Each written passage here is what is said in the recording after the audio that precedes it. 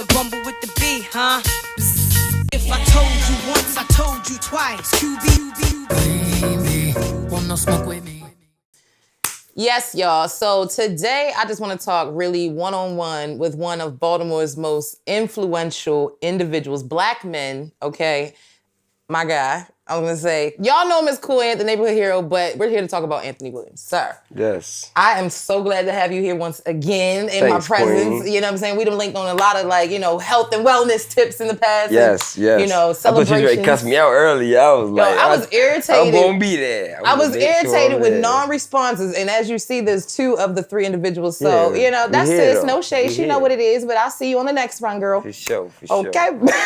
but I'm glad for you to feel comfortable, for you to chill, because this is, to me personally, this is one of the few times where I feel like you're going to have the stage, but people aren't expecting you to perform. And what I want is actually for you to share. You know what I'm saying? Your comedy has definitely had some great stories, but there's no greater story than how the man sitting next to me became who he is. Yeah. And I feel like the thing about comedy, is like, it really comes from a place. Like, okay, what you mean? Like comedians are funny for a reason. Like, okay. Like, you got, I feel like now today you got your people that's just funny because of something. But because comedy is like rapping. It's like rapping. Virally funny. Right. It's just like rapping. It's like rappers, rapping is how they vent. And comedy is how comedians vent. It's like stuff you going through, it's like you either gonna laugh at it or you're gonna stress about it. And these people just choose to take the stage and, you know what I'm saying, maximize that joy they turn their pain into. I'll be honest, it didn't really hit me that comedians did use their deepest personal experiences until Kevin Hart came out with his tour album, Laugh at My Pain. Yeah. And it's from Richard Pryor, Red Fox, Bernie Mac, Cedric the Entertainer, Steve Harvey, D.L. Hughley, Mr. Cooper. There's so many black men where it's like everything seemed like it was a joke and it just was scripted. It was just because that's how the 90s was. But now there is more so of having to put yourself forward. And I feel like not only have you done that, but you've done that in a way that hasn't, jeopardized your character. Yeah, for sure. That was always my goal, because I never wanted to, and I'm not going to lie to you, I'll be honest. Please do, because that's what we're here to set the record straight, baby. Back in the day, and this when I was, doing the comedy, with the wigs and stuff, it was fun. I was young, I was running around, I was getting attention from it, and I loved the attention I was getting from it. But it got to a point to where I had to ask myself, what am I doing this for? Okay. Because it was attention I was getting, that was coming with it, that some of that attention I didn't want. Let's be real. From people that I didn't want it from. And I'm like, I can't be mad at them for giving it to me because I'm stepping into their realm. But I ain't one of these people though, right? So if I don't want to deal with that or even be approached like that, it's like, all right, let me change my approach to this, you know? And something that I felt like me in, you know? And that's where and I fell back from that and got into more the me type comedy, the Squeegee Boys, the just everyday life, things that people go through, when you see your ex and, you catching the bus and you gotta act like you ain't on the bus stop type situation. It be real life stuff that people be going through. Yeah. And honestly, I feel like comedy for me was just mainly a gateway. Cause I really started comedy because it's just the joy that it was bringing to people. Because you said it comes from a place. Yeah. So now are you in that same place? Do you feel like you've used that as a catalyst? Nah, I'm not. And that's the difference. So that's the difference. So it's dang, that's crazy that you said that, because you just actually helped me realize something. So tell me. It's when you come out of something, there's no need to stay in it. When you come out of something, there's no need to stay in it. I like that. You know how rappers, right? They deal with what they deal with, right? And then they become rich and they still rap sitting on the corner, whoop-de whoop-de whoop, and it's like, yo, right. Rap out the good shit you doing. Right. So it's my comedy that I was doing is I'm past that now. I'm at a different level, and I'm not about to stoop down to that just to satisfy people that know me for that. Because now it's you stood for yourself. Yeah, for sure. And I got that, always funny, always can be funny. That's a characteristic. That's something that you Did have. it annoy you, or were you getting a little I guess you can say bored with people asking you to be former parts of yourself that you feel like you've grown out of? No, no, because it's always there. Okay. They just don't see it on their time.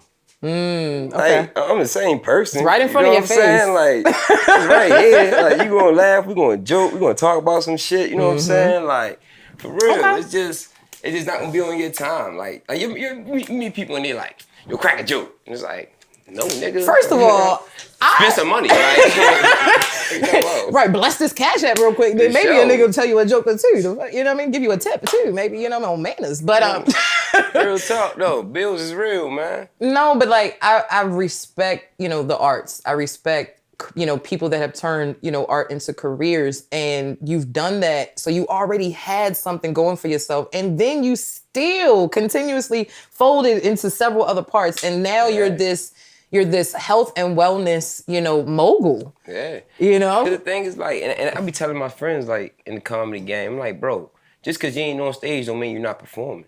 True. DJ Quicksilver always says, I'm not a DJ, I'm a performer. Yo, being able to make people laugh, get you in a lot of rooms. A lot of rooms. And it open up a lot of doors because it just breaks the ice. It's an energy. You know what I'm saying? Sure. Like when you share a laugh with somebody, it's a little exchange. Yeah. It's a concept of understanding that we both intellectually are stimulated by this in a way that we are able to have a reaction. Yo, when I was in middle school, I'll never forget this board my teacher had. It was not a board, a poster he had.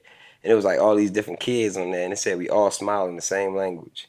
And like ever since then, I was just like, damn, that's real. I don't care like if you deaf. I don't care if you like speak Spanish, English, French, Portuguese, whatever it is. Like no matter what you speak, I like you know what that means. You know, so it's all about sharing like that feeling. And I always want to share that feeling. Like I said, comedy come from a place. Like I was really in a place, like for real. So I was happy to like that was my release instead of something negative.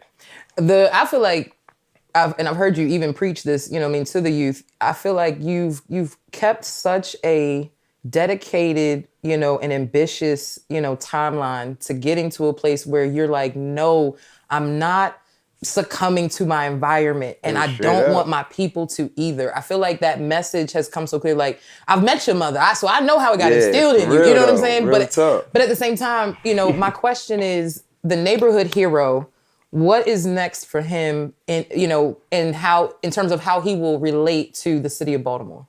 So neighborhood hero is like never one person. Like it was never intended to be one person. Like even like the name of it. But you're the face, not even me. Like same way she said, like nobody is above the rest. Like you can't never put nobody above nobody in no organization or nothing. Like love it. Like everybody earn their stripes. You know what I'm saying? Hopefully everybody earn their stripes and put in their work, and nothing goes above anything. Like you got a sound guy, you got a camera guy. Well, shit, you got one man that do both, but. Like nonetheless though, you can't put it like whoever sweep these floors, that's just as hard as him working these cameras. That'd be me. Like so you can't sit here and say like, all right, man, his word mean more than yours. Like so it's never that. So neighborhood hero was never intended to be that. And actually, like my friend Malik, like he's like a good brother of mine, and me and him, we came together on the idea of it. And we sat on it for like a whole year, like before we even like put it out and let people know about it. You seem to me not like you don't give me like you don't give me impulsive. Well, you give me impulsive when the vibe is right, when the feeling is there, but you don't give me spontaneous, reckless spontaneous. No, not at all. So I'm surprised. Honestly, I'm a firm believer in putting in the work before the title. Okay. Like, and that's what a lot of people don't get. Like by the time I come to something with the public, I didn't thought about that shit for a long ass time. I promise. I wish I had my journal written down, yo. I can prove it to you. I think I got it in the car, yo. I mean, you can go grab it real quick. I got journal entries, yo, from 2016, like 2:30 in the morning, and I'm just writing to myself like. Yo, you need to change your ways, yo. You need to lock in, you need to do this. And like I said, like I loved comedy. I loved doing stand-up. I loved doing the videos, but that was really like my gateway of like getting the people, getting their attention to really like live my real message. Like, yo, I want better for people. Like laughing, you know what I'm saying? It's cool to make you laugh, but you're only laughing for a moment, you feel me? But whatever that shit you going through, you're gonna think about it as soon as you finish laughing. I'm trying to show you something, like show you that you bigger than the shit you going through, show you that like, you know what I'm saying, the world bigger than what you think it is. Like, I'm trying to show you things that's going like empower you. Things that's going like when you leave my presence, you gonna know like, damn, yo, like running. Like and the best way to do it for me is running, yo, because it's like how many times you get out there and you know what I'm saying, you feel like, damn, I don't even feel like running today. And you don't even know how much we gonna run. And we 5 miles and you're like, what the fuck? Let me give you your flowers. And I've done it several times and in front of it, but like on like one-on-one, you have, especially last year, especially during COVID, especially during a time when I was losing motivation for myself, even having to motivate other people. You know what I'm saying? The same responsibilities. And it's like you in your energy in terms of just your vision with executing the Run on Tuesdays, like, yo, you don't even understand. It was to the point where people be like, oh, what you do? I'm like, yo, no, I got my group. You go run it on Tuesdays. Like, yo, it was just, it was a vibe. It was an energy. People like, was calling out of work. I was calling out of work. It was like, it was a thing. It was like, no, I cannot go turn up. Like, I gotta go be with this group. Like, they need me. Yo. And it's like, that was so empowering. So actually, because of working with you on that, I hit my goal weight last year. Damn. So, and that was, you know, for me, that was like, you know, it was just like, it was like for me, you know what I'm saying? Like for me, like nobody had to know that, but for me. That's what that shit was about. And so that energy, I want to say, obviously it caught on and, you know, other people caught attention too. So that's why we're really here, y'all, to set the record straight officially. So you have a big announcement to share with the world at this point. You know, we've seen you take trips and go to LA, but you know what I'm saying? Like, it's definitely one of those things to me where I feel like, you know, we've seen, especially just this past week, you know, celebrating at Medusa, you know, your new Nike campaign, it's just, it's amazing and it's taken off for you. Yeah. But like, what was the first initial feeling going from running your own program here in Baltimore City to having one of the world's greatest, you know, companies in fitness, in health, in wellness, in world, you know, reach out to you and say, hey, we want you on our team? We're going to say the world's greatest. Put that out there. So definitely Swoosh Gang now. Let everybody know that. Yeah. But no, man, like that was love. And shout out to my man Russell James. He yo, man, if passing the torch was a person, man, it'd be my man Russell James. And I'm all about like paying homage and giving flowers. So that's why you're gonna hear me name drop a lot. Like I name drop a whole lot. Like I ain't do this by myself. Yes. I'm not gonna do it by myself. You feel me? So yes. Russell James passed the torch, man. He actually taught me a lot prior to like even like giving me the role, just like allowing me to like be in his presence and show me the ropes. And he got promoted and he pitched my story to Nike before I even am where I am now. Wow. They heard about what I do on Tuesdays. They fell in love with it. They're like, yo, in Baltimore? Who didn't fall in love with it? Let's do it. You were shutting roads down. Yeah, the police was like, okay. Hey, I was like, the police on the outside? Woo, boy, you doing something right. You hear me? What? So, man, you know, we end up, he ended up like pitching it. They came in, they did the story. And it was funny because a position opened up the same time they were doing my story. So I was like, let me apply. You know what I'm saying? I'm doing the story. That might help me a little bit. But now I'm going to tell you the truth. Nike don't give a damn. Like, you going to have to go through the process like everybody else. And that's what I love about it. Like, the competitiveness. I love that. The friendly competitiveness of it. And there's support behind that. But nonetheless, like, I'm like, all right, I'm going to apply. So I applied. And, you know, Russ, he told me that the application opened up. And it's funny because, like, I'm gonna be honest, yo, and I'm gonna say this now. I bodied the application process. Like, yo, Baltimore taught me so much and prepared me for so much, yo. Like, I really think like the struggles I've been through almost, you know. But nonetheless, though, do a good job in the interview. Was blessed to get the job, and right when I got the job, a week later, my story was gonna drop. And it was just like some like so that was a minute ago that you've known this. Because the people that hired me didn't know about this side of Nike doing this story about me. And this was something big. Oh, so they didn't know. So it wasn't okay. They had no idea. I didn't tell them, even through my interview process. Wow, I didn't tell them about my Instagram. I didn't tell them about my humble. Instagram. Like that's lit, I'll say like the third interview, they were like, "You got social media?" I'm like, "Yeah, it's cool." And the lady like she pulled it up on Zoom. She's like, "68K."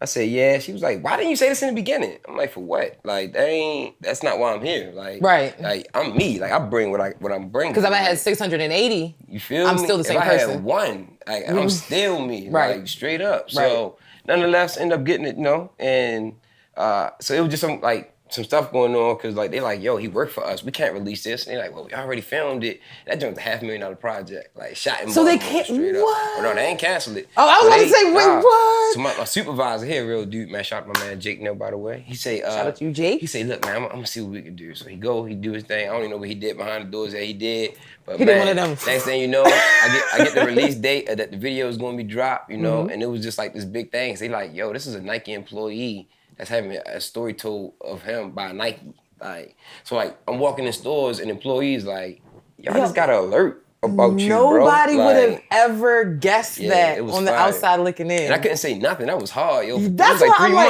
that just blew my mind. Yo. After I recorded, I'm like, dang, I can't even speak on this, yo. The next thing you know, I'm waking up in the morning and all my homies calling me like, hey, yo, is this real, bro? I'm like, what? Like, yo, Nike just sent me your name and like an email and like notification. Yo, like, shout out to the close friends doing the IG stuff, yo. You are hilarious for real, yo. Close friends is definitely one of those valuable things for real. But it's definitely a good thing. I want to say with social media and with, everything starting to flare off and go off, obviously that comes with a lot of feelings. That comes with a lot of, thoughts because now you're getting ready to embark on a new journey. Yeah, I'm pushing for it. Running makes you conscious. It makes you aware.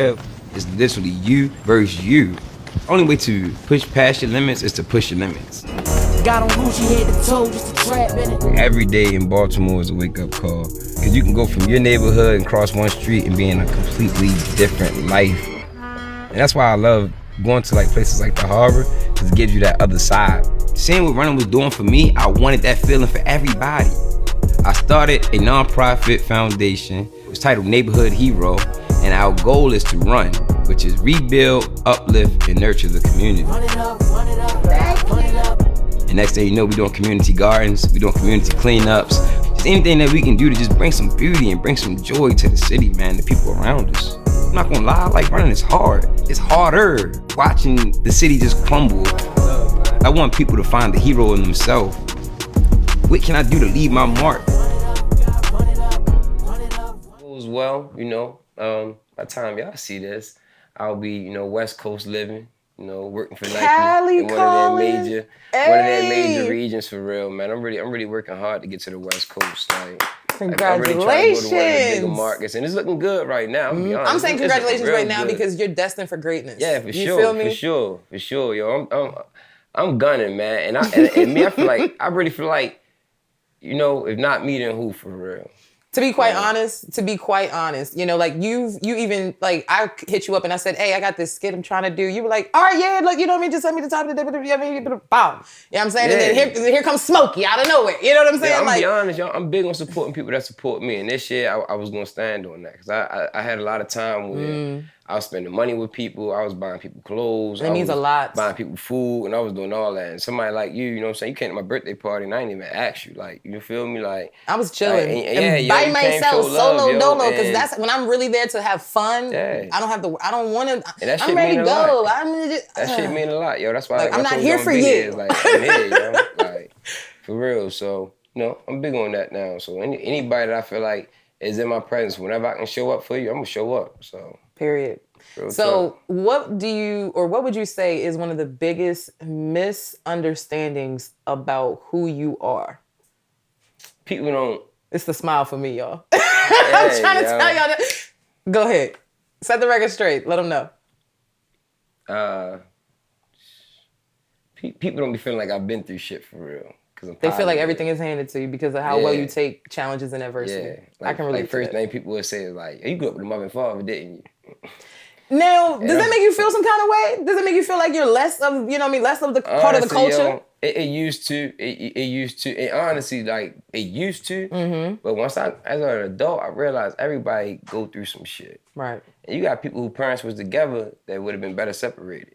Mm-hmm. So it's like, just because they was in the same house, don't mean that shit was working. And vice versa. You got some that are seperated and it could have worked out. Mm-hmm. You feel me? But somebody wasn't disciplined enough. Or somebody, discipline is a good word. That's very used loosely these days. It's like perception, Mm-hmm. And I be cool with it. Like, I promise you, yo, like, so you want an exclusive, right? I'm gonna share some shit with you. Go ahead, because I got a question. Cause and it's like I said, like, people don't think I've been through shit. Like, I was molested as a kid, yo. Mm-hmm. And that's where my comedy come from. You feel me? Me pushing past that. Hence why I like fell back from wearing the wig, cause I'm like, yo, like, this ain't me. Right. And not that I ever was on no homosexual, I don't even know the correct term, so excuse me if I'm offending anybody, I promise you, I really mean this. Mm-hmm. So like, not like I was a homosexual doing anything homosexually, like, in no way, shape, or form, but me doing it, I'm gonna be honest, they start hitting me in DMs, hey, what's up with you, and I forgot we live in a city where it's dudes that's really on the DL like that. Right, a lot that's of fine dudes. with it, right. So I'm like, yo, I don't wanna give off this image like this is me, and And only because that was affecting me in a way, because I used to get aggressive, like, yo, stop playing with me, dog. Like, yo, don't come in my DM like that. And I'm getting mad because I'm trying to protect my man. Because you want it right, because you've already been in the position. Yeah, straight up. So it's like the older I get, the more I realize where my anger was coming from, where certain things I was doing was coming from, right? So it's like, all right, let me change this in a way that's not going to affect me when I become an adult. You had a mindset that was already built within your childhood that allowed you to self-heal. Yeah, straight up. Like everything that's coming out now is shit I've been doing since I was a little ass boy. Like therapy wasn't cool when we was little. You wasn't going to see no therapist. You wasn't about to tell nobody about to come to school and talk about how you felt.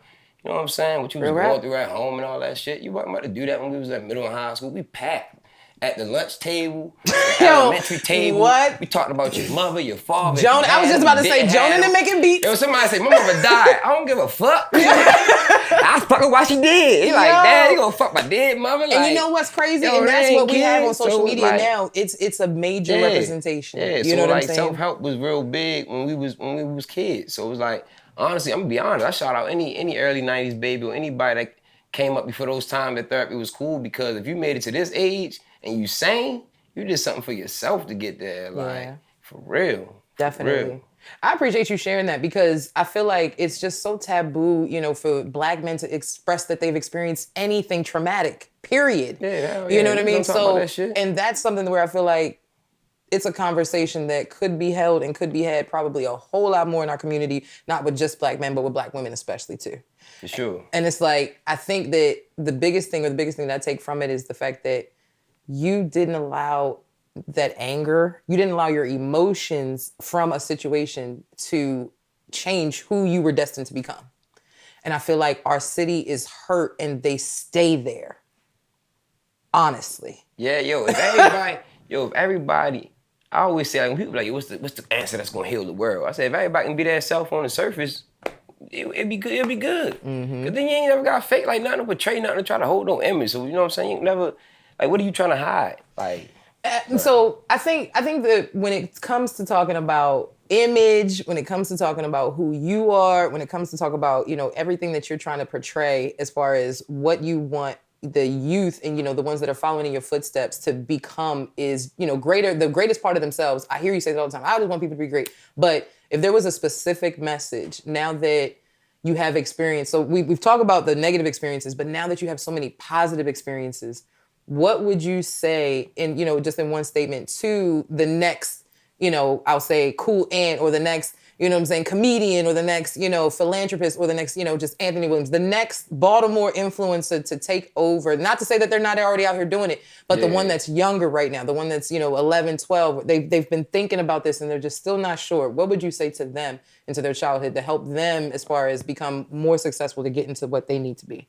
To getting to who they need to be? I would say sit down, write it down, go get it, like relentlessly. Like whatever those goals are that you're writing down, whatever that plan is that you're writing down, like relentlessly go get that and repeat. And that's easy to say, but okay. I mean. Well, listen, let me just go ahead and tap in real quick because we're going to set the record straight. Can I play a quick game with you? Go ahead. All right. So, look, this is basically this or that. So, you're only going to get two options, okay? Right, so, I'm going to just need for you to go ahead and choose one or the other, and we're going to keep it rolling. All right. Don't think about it too hard, and don't lie to the people because they're going to know you lying. All right, you ready? So, I'm going to start it off easy. Let's see. Peanut butter or grilled cheese? Peanut butter jelly sandwich or grilled cheese? Yeah. Oh, I can just say that. One or the other. This Peanut one. butter jelly. Okay. Ass or titties? Ass. Okay. Hennessy or Casamigos? Casamigos. What you got, Nick? Okay. Really Tito's, but you know me. Vodka type guy. Yeah, that green circle, bro. Type. Yeah. All right. Let me get it. Let's see. Baltimore Ravens or Washington Wizards? Baltimore Ravens. I just had to be sure. Yeah, I'm saying you could have been repping the DMA. Big trust. Okay. Let me think here. Let's see. Nike shorts or Nike sweats? Because if I say Nike socks, it's always gonna be socks. Yeah, Nike sweats. You sure? Because I done seen you stunt your legs out on the gram a few times. And I like the shorts. You're proud of your body. Shorts. You know, I like the shorts. Yeah, you're proud of your body. I like these shorts, especially because where I'm going. Yeah. I hear that. I love the vibes. We're going to need them. I love the vibes. So look, tell everybody one of your biggest, I'll say personal accomplishments, something that you're proud of for yourself. Working for Nike. Really? I'm going to be honest right now, that's probably one that I have a lot of accomplishments, and I'm gonna tell you why I'm working for Nike. Because when I started off as an athlete, like we all started off playing ball, right? Okay, what'd you play in sports? Football, wrestling, track, baseball. I always played sports. Like sports saved my life type thing. Like kept me every season. I never took a season off. Started at age 6. I never not played nothing until I went through high school. I went to college playing football, and I got kicked out of the team for fighting. That was a long story. That's all right. Better that than grades. You feel me? Here today though. As a kid, I wanted to go to the NFL and I wanted to be signed by Nike. I'm like, yo, like that's the dream. You know what I'm saying? It's like that's the dream. Look at how your dream manifests. I want to be signed by Nike, yo. Like, and I'm thinking I gotta do it through sports. Then it's like, yo, it's me. It's not football. My bad. I smacked your mic.